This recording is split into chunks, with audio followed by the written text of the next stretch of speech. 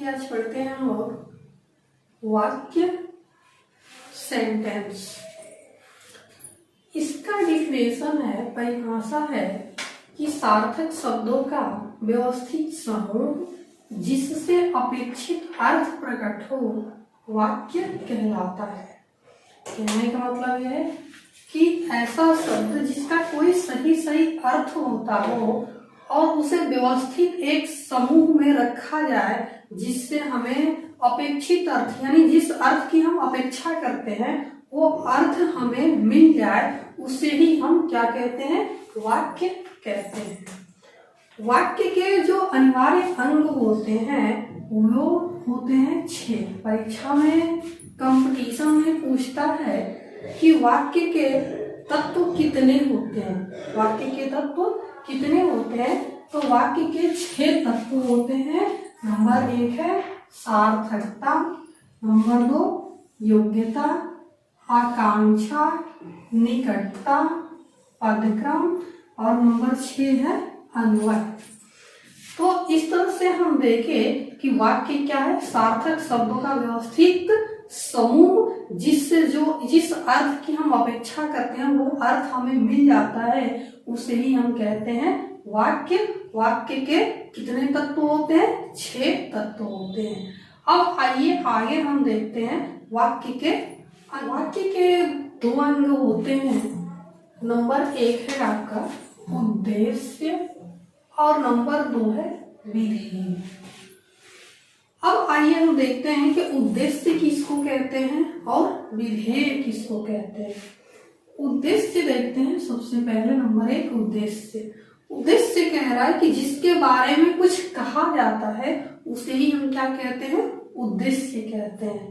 अगर हम कहते हैं कि अनुराग खेलता है, और एग्जाम्पल लेते हैं, अनुराग खेलता है, तो यहाँ किसके बारे में कहा जा रहा है, अनुराग के बारे में कहा जा रहा है। तो अनुराग खेलता है, अनुराग के बारे में कहा जा रहा है, यहाँ अनुराग क्या हुआ, आपका उद्देश्य।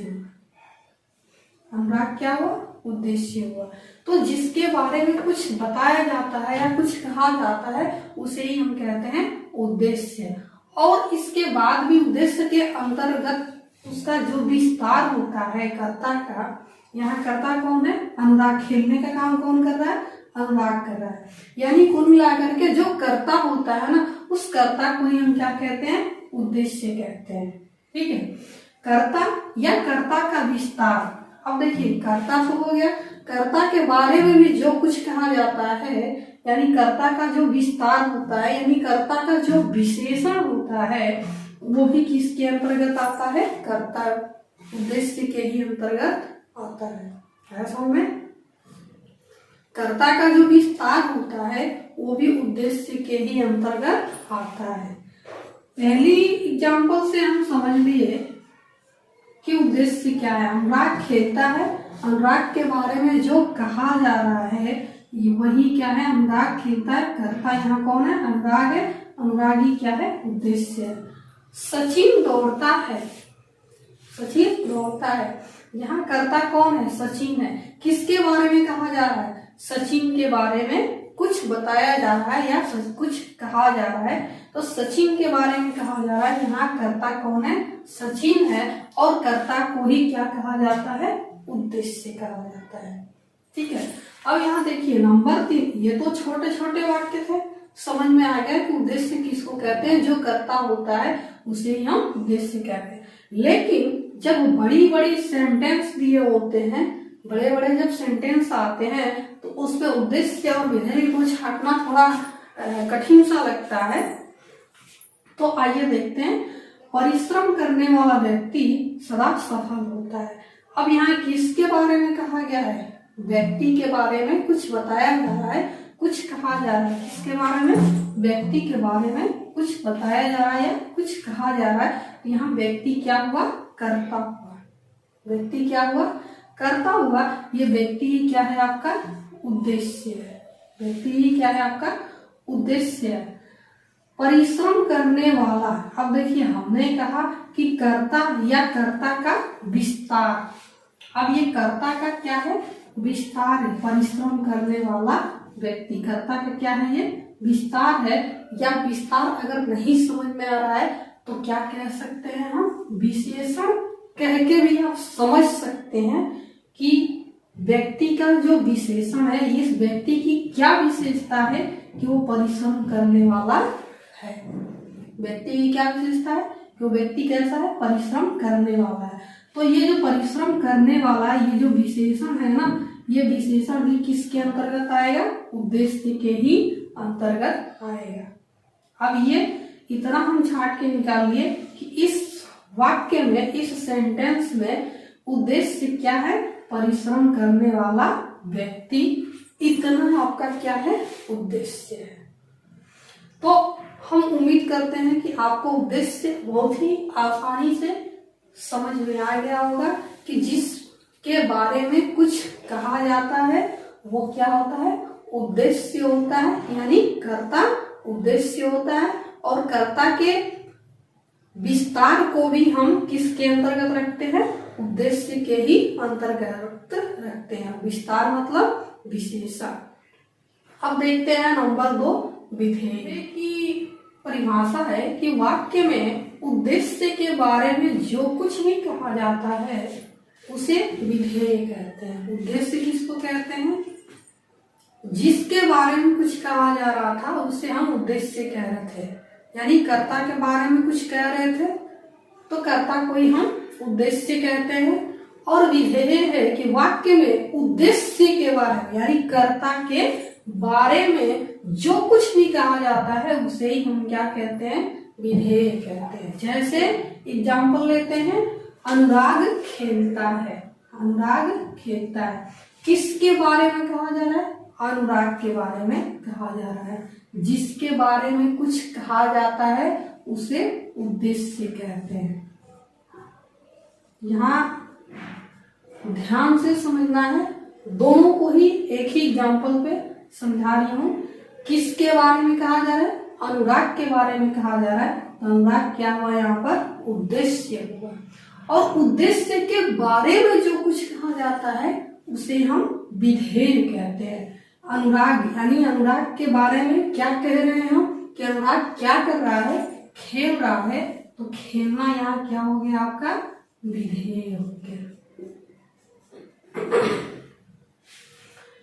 सचिन दौड़ता है, किसके बारे में कुछ भी कहा जा रहा है, सचिन के बारे में कहा जा रहा है। तो सचिन क्या हो गया यहाँ पर आपका, उद्देश्य हो गया। सचिन उद्देश्य हो गया। और उद्देश्य के बारे में क्या कहा जा रहा है कि सचिन क्या कर रहा है, दौड़ता है। यानी दौड़ता है जो क्या हो गया आपका, विधेय हो गया। ये तो थे आपके छोटे छोटे वाक्य, आसानी से समझ में आ गए। अब आइए एक बड़े वाक्य को भी हम देखते हैं कि बड़े वाक्य में उद्देश्य और विधेय को हम छाट करके कैसे निकालते हैं। तो देखिए, लंबे लंबे बालों वाली लड़की अभी अभी एक बच्चे के साथ खेलते हुए उधर गई। ये तो छोटे छोटे सेंटेंस पे समझ में आ गए। बड़े सेंटेंस है, लंबे लंबे बालों वाली लड़की अभी अभी एक बच्चे के साथ खेलते हुए उधर गई। अब थोड़ा सा कठिन लग रहा होगा कि क्या है, कैसे निकालें कि क्या उद्देश्य है और क्या विधेय। देखते हैं,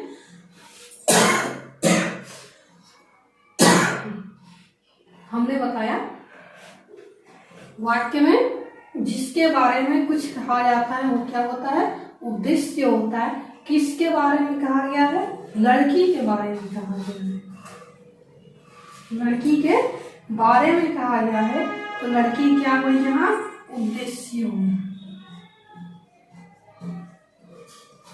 लड़की क्या हुई, उद्देश्य हुई। और उद्देश्य का जो विस्तार होता है ना, यहाँ करता कौन है, लड़की है। क्या कर रही है, खेलने का काम कर रही है। और खेलते हुए उस बच्चे के साथ उधर जाने का काम कौन कर रहा है, लड़की कर रही है। यानी कर्ता कौन है, यहाँ लड़की है। कर्ता कौन है, लड़की है। और कर्ता का जो विस्तार है, यानी कर्ता का जो विशेषण है, वो भी किसके अंतर्गत आता है, उद्देश्य के ही अंतर्गत आता है। अब इस लड़की की विशेषता क्या है, लंबे लंबे बालों वाली। इस लड़की की विशेषता क्या है, लंबे लंबे बालों वाली लड़की है। इस लड़की की विशेषता है। तो ये लंबे लंबे बालों वाली लड़की किसके अंतर्गत आएगी? ये सब उद्देश्य है। ये सब किसके अंतर्गत आएगा? उद्देश्य के अंतर्गत आएगा। अब देखिए विधेय इसमें छांटना भी आसान नहीं है। अभी अभी एक बच्चे के साथ खेलते हुए उधर गई, तो हम बता रहे हैं कि उद्देश्य को छांट कर निकाल लेंगे और उद्देश्य को निकालने के बाद उस वाक्य में जो कुछ भी बचता है वो सब विधेय के अंतर्गत आता है। उसको क्या करेगा? सबको विधेय के अंतर्गत रख देंगे। अभी अभी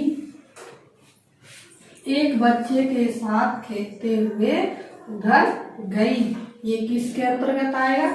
ये सब क्या होगा? विधेय के अंतर्गत आएगा। क्यों? क्योंकि हमने बताया कि उद्देश्य के बारे में जो कुछ भी कहा जाता है उसे क्या कहते हैं? हम विधेय कहते हैं। उद्देश्य के बारे में जो कुछ भी कहा जाता है उसे विधेय कहते हैं। अब इसके बारे में, इस उद्देश्य यानी इस लड़की के बारे में क्या कहा जा रहा है कि अभी अभी एक बच्चे के साथ खेलते हुए उधर गई। किसके बारे में कहा जा रहा है? उस लड़की के बारे में, उस उद्देश्य के बारे में कहा जा रहा है। तो जो उद्देश्य के बारे में कह रहे हैं उसे हम क्या कहते हैं? विधेय कहते हैं। अब आइए एक दो सेंटेंस और देख करके इसे और हम आसानी से समझ लेते हैं ताकि पूरी उम्र कभी ये भूले नहीं। एग्जाम्पल है, कह रहा है कि कुछ बच्चे पार्क में खेल रहे हैं। कुछ बच्चे पार्क में खेल रहे हैं। किसके बारे में कहा जा रहा है? बच्चे के बारे में।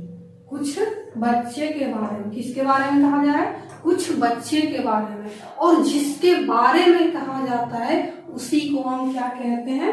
उद्देश्य कहते हैं। जिसके बारे में कहा जाता है उसे उद्देश्य कहते हैं। किसके बारे में कहा जा रहा है? कुछ बच्चे के बारे में। तो यहाँ कुछ बच्चे जो हुए आपके उद्देश्य हुए, और उद्देश्य के बारे में जो कहा जाता है उसे ही हम क्या कहते हैं? विधेय कहते हैं। ठीक है, तो इस बच्चे के बारे में क्या कहा जा रहा है कि बच्चे क्या कर रहे हैं? पार्क में खेल रहे हैं। तो जो पार्क में खेल रहे हैं यही क्या हुआ है? आपका विधेय हुआ। और दूसरी बात हमने बताया कि उद्देश्य को निकालने के बाद जो कुछ भी बचता है वो किसके अंतर्गत आता है? विधेय के अंतर्गत आता है। आई बात समझ में? वाक्य में उद्देश्य को निकालने के बाद जो कुछ भी बचे आप डायरेक्ट उसको किसके अंतर्गत रखेंगे? विधेय के अंतर्गत रखेंगे। दूसरी बात, दूसरा एग्जाम्पल है नंबर 5, रात को आने वाली गाड़ी सुबह तक नहीं पहुंची। अब यहाँ किसके बारे में बात की जा रही है? गाड़ी के बारे में बात की जा रही है। किसके बारे में? गाड़ी के बारे में। तो गाड़ी यहाँ पर क्या है? उद्देश्य। गाड़ी क्या है?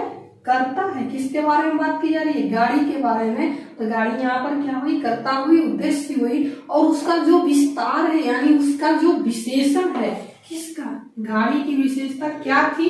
वो रात को आने वाली थी। गाड़ी की क्या विशेषता है? रात को आने वाली।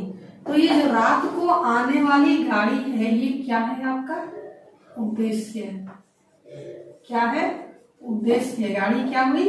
उद्देश्य। और रात को आने वाली ये क्या है? इसका विशेषण है। इसका विशेषण है। तो ये भी किसके अंतर्गत आएगा? ये सब आपका उद्देश्य के अंतर्गत आएगा। किसके बारे में बात की गई थी? गाड़ी के बारे में। और गाड़ी के बारे में बात की गई तो गाड़ी यहाँ पर क्या हुआ? उद्देश्य हुआ। उसका जो भी विशेषण था सब किसके अंतर्गत आया? उद्देश्य के अंतर्गत आया। और जब उद्देश्य निकाल लिए तो बाकी जो कुछ भी बचा सब किसके अंतर्गत है? विधेय के अंतर्गत है। और विधेय की परिभाषा है कि उद्देश्य के बारे में जो कुछ कहा जाता है उसे ही हम क्या कहते हैं? विधेय कहते हैं। अब इस गाड़ी के बारे में क्या कहा जा रहा है कि सुबह तक नहीं पहुंची। ये क्या है? आपका विधेय है। कोई डाउट? बिल्कुल समझ में आ गया होगा। नहीं समझ में आया और वाक्य देख लेते हैं। पड़ोस में रहने वाला सार्थक पढ़ रहा है। हम बड़े बड़े वाक्य को लिए हैं ताकि बिल्कुल ही आपको आसानी से समझा सकें। पड़ोस में रहने वाला सार्थक पढ़ रहा है। किसके बारे में बात की जा रही है यहाँ पे? सार्थक के बारे में। किसके बारे में बात की जा रही है? सार्थक के बारे में। और सार्थक की क्या विशेषता है? कि वो पड़ोस में रहने वाला है। सार्थक की क्या विशेषता है? कि वो पड़ोस में रहने वाला है। तो जो इसका विशेषण है, इसकी जो विशेषता है वो, और जो सार्थक है जिसके बारे में बात की जा रही है, ये सब किसके अंतर्गत आएंगे? आपका उद्देश्य के अंतर्गत। और सार्थक के बारे में यानी इस उद्देश्य के बारे में क्या कहा जा रहा है? कि वो क्या कर रहा है? पढ़ रहा है। ये क्या हुआ? आपका विधेय हुआ। क्या हुआ? विधेय हुआ। दूसरी बात, और पहली बात हमने आपको बताई थी कि उद्देश्य को निकालने के बाद जो भी बचे वो आपका होता है विधेय। ठीक है। नंबर 7 है, सार्थक ने मित्र को पुस्तक दी। उसी सार्थक की बात हो रही है। सार्थक ने मित्र को पुस्तक दी। किसके बारे में बात हो रही है? सार्थक के बारे में हो रही है। तो सार्थक क्या हुआ यहाँ पर? उद्देश्य हो गया। सार्थक क्या हुआ? उद्देश्य हो गया। और उद्देश्य के बारे में क्या कहा जा रहा है? कि वो क्या कर रहा है? मित्र को पुस्तक दे रहा है। तो मित्र को पुस्तक दी क्या हो गया? आपका विधेय हो गया। अब नंबर 8 एग्जाम्पल देखते हैं। उसके चाचा जी अपने कमरे में किताब पढ़ रहे हैं। किसके बारे में बात की जा रही है? चाचा जी के बारे में बात की जा रही है। किसके बारे में बात की जा रही है? चाचा जी। इनकी विशेषता क्या है? उसके चाचा जी है। तो उसके चाचा जी जो है ये आपके उद्देश्य हो गए। उसके चाचा जी उद्देश्य हो गए। और उद्देश्य के बारे में क्या कहा जा रहा है? कि अपने कमरे में क्या कर रहे हैं? किताब पढ़ रहे हैं। अपने कमरे में किताब पढ़ रहे हैं। ये हो गया आपका विधेय। वाक्य में उद्देश्य को निकालने के बाद जो कुछ भी बचा सब किसके अंतर्गत आ गया? विधेय के अंतर्गत आ गया। तो उम्मीद करती हूँ कि आप सबको वाक्य के जो तत्व थे 6, परीक्षा में पूछता है अक्सर कि वाक्य के कितने तत्व होते हैं। तो हमने बताया 6। वाक्य के कितने अंग होते हैं? 2, उद्देश्य और विधेय। उद्देश्य और विधेय को लेकर काफी परेशानियां आती होंगी समझने में कि किसको उद्देश्य कहते हैं, किसको विधेय कहते हैं। तो उम्मीद करती हूँ कि आज आपको विधिवत समझ में आ गया होगा। और आगे नेक्स्ट क्लास में हम देखेंगे वाक्य के प्रकार, वाक्य कितने प्रकार के होते हैं।